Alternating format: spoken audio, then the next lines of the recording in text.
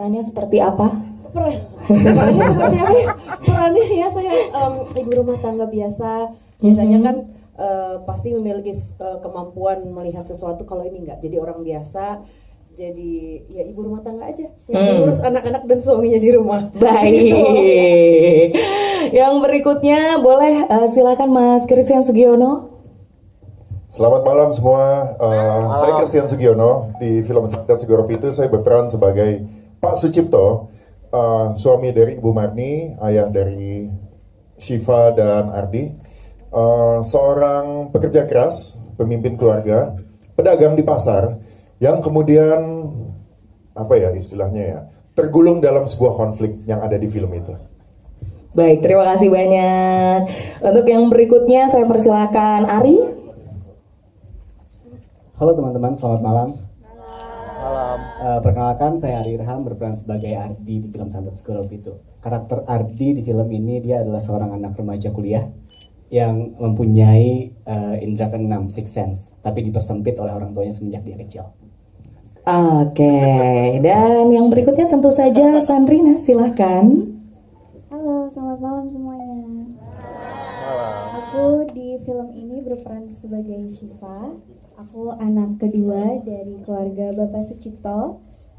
Bisa dibilang Shiva itu sangat penakut, dan dia juga karena anak perempuan satu-satunya jadi sangat manja. Baik. Semuanya, terima kasih sudah datang hari ini. Ini bulan kedua film Hitmaker lagi. Bulan ke depan kalian diundang lagi nanti. Mudah-mudahan filmnya bagus. Kami coba membuat sesuatu yang beda dari film Hitmaker sebelum-sebelumnya. Ini juga pertama kali dengan Mas Tommy ya, dan dengan Ari dan Sandrina juga. So mudah-mudahan dapat moral sesuatu yang beda dan something new, dan mudah-mudahan diterima dengan penonton dengan baik. Amin. Beli. Based on tim kita, PR teams yang kasih saya beberapa thread yang bagus, dan kita pilih Santet Segoro Pitu. Emang dibikin sama penulis tidak habis di threadnya sana, supaya orang tambah penasaran. Jadi ketika saya sudah beli, dia yang kasih manuskripnya, termasuk skrip sampai ending. Jadi sebetulnya bukan perubahan, dia yang mau bikin seperti itu untuk film. Dia bilang untuk film lebih cocok, tapi memang yang threadnya seperti sana. Gitu. Jadi ceritanya berdasarkan pretty much sama, dan adegan-adegannya juga sama. Kalau setelah dia kasih manuskripnya, setelah itu baru penulis saya yang tulis. Setelah penulis saya tulis, baru dikasih lagi ke director, dan kita punya reading coach, which is Putri Ayudya. Mereka mempelajari Jawanya, dan mereka rubah-rubah hal-hal yang misalnya biar untuk bikin filmnya lebih realistik, Javanese, dan lebih bagus lah gitu ya. Kenapa kita pilih 1970? Sebetulnya di threadnya, di threadnya itu dia nggak bilang sebelumnya tahun berapa. Tapi pasar-pasar seperti ini udah nggak terlalu biasa di tempat-tempat seperti Semarang atau Surabaya. Mungkin tempat-tempat yang agak kecil kali ya, mungkin yang masih ada dan yang percaya santet. Jadi kita research dulu dengan penulisnya ke belakang, dan kita realize bahwa sebetulnya santet dan perdagangan itu mulainya di 1970. Karena itu kita sesuaikan di sana, lebih serem juga daripada kita bikin di modern tapi nggak terlalu kena dengan penonton sekarang, karena udah nggak ada, kan udah lumayan modernnya. Itu sih intinya. Makasih. Terima kasih Pak Rocky. Dilakukan oleh penulis thread, dia yang dengan narasumber dan lain sebagainya, dan kita diskusi detail di skripnya.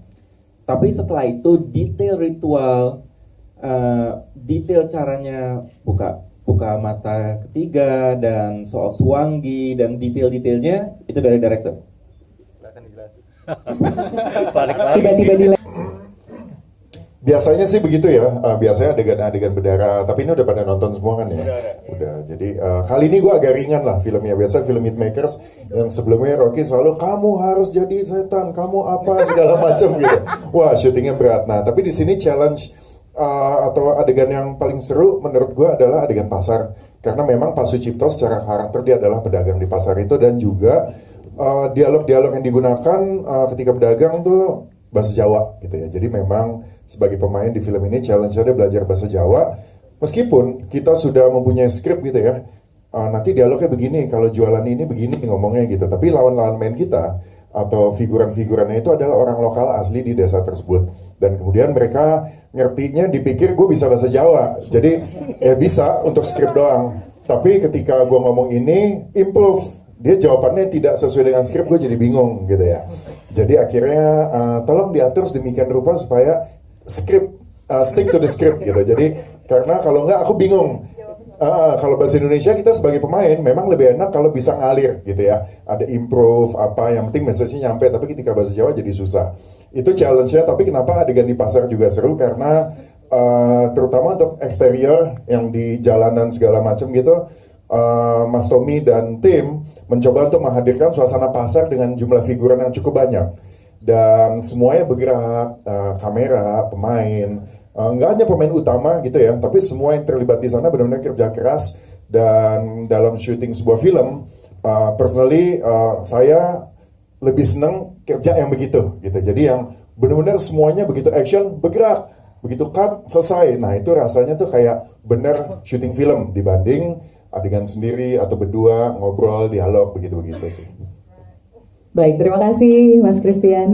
Kalau mungkin emang yang darah-darah sebenarnya itu karena kan melibatkan banyak orang teknis juga, jadi harus sama pas Mas Tommy bilang action, yang ada yang megang ada mesti dia mencet terus pompa, nah itu harus bareng gitu. Kalau misalnya aku kesakitan duluan terus yang ininya kecepatan, itu nggak match gitu. Sama mungkin yang ini ya, yang walaupun aku orang Jawa, cuman mungkin itu kan di Semarang, secara logatnya kan Semarang itu berbeda gitu. Jadi challenge-nya di situ, suka keputar-putar terus pas di-cut diingetin lagi kan ada acting bukan yang untuk logat kita yang jagain tuh Mbak Marian ternyamperin salah gitu ininya, oh iya ntar kita balik lagi. Sama waktu adegan udah mulai panik, ada momen aku sama si Ari, kita berdua udah hilang tuh logatnya, kayak mas tuh pas cut kok kita hilangnya Jawanya ya, itu kita harus balikin lagi, kayak gitu aja sih, lebih seru ke situ. Kalau Sandrina gimana?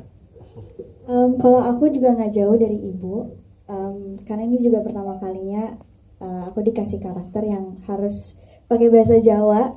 Dan sebenarnya aku lumayan familiar, tapi kalau untuk ngejawabnya kurang ngerti. Jadi emang kadang-kadang kalau di set ya suka lupa-lupa, terus tiba-tiba tanpa disadarin hilang aksennya yang kayak ibu bilang. Tapi selain dari itu mungkin yang lumayan menantang set-set pantai, karena itu lumayan susah ya, apalagi kita di outdoor, jadi ya banyak hal-hal lah gitu. Itu aja sih. Terima kasih. Kena pasir ya, benar kena pasir. Kalau buat aku mungkin adegan-adegan di pantai sih. Adegan-adegan di pantai itu lumayan cukup seru ya gitu ya, karena di pikiranku tuh belum pernah kepikiran gitu dikejar sama setan sebanyak itu gitu. Dan di sini kejadian gitu dikejar sama setan sebanyak itu gitu. Ya seru aja gitu. Dan tantangannya pun banyak banget saat syuting di pantai gitu, entah itu teknis, entah itu apalah, pasir ke mata, terus anginnya 24 jam ke muka gitu. Untung aja kami semua satu batalion kru nggak masuk angin gitu. Dan ya itu cukup menarik buat aku gitu, dan pengalaman yang menarik gitu. Luar negeri sebenarnya. Oke, siap-siap bocorannya nih ya teman-teman. Itu kenapa masuk Ya, Laos, Australia, New Zealand, Thailand, Taiwan, Cambodia, Myanmar, Thailand udah tadi. Sama Singapura, Malaysia, Brunei ya, sekitar 9, tapi mungkin ada upcoming 2-3 lagi. Rata-rata hitmaker punya tahun ini di negara itu semua film 3 film kita main. Wow, luar biasa. Tanggalnya Pak?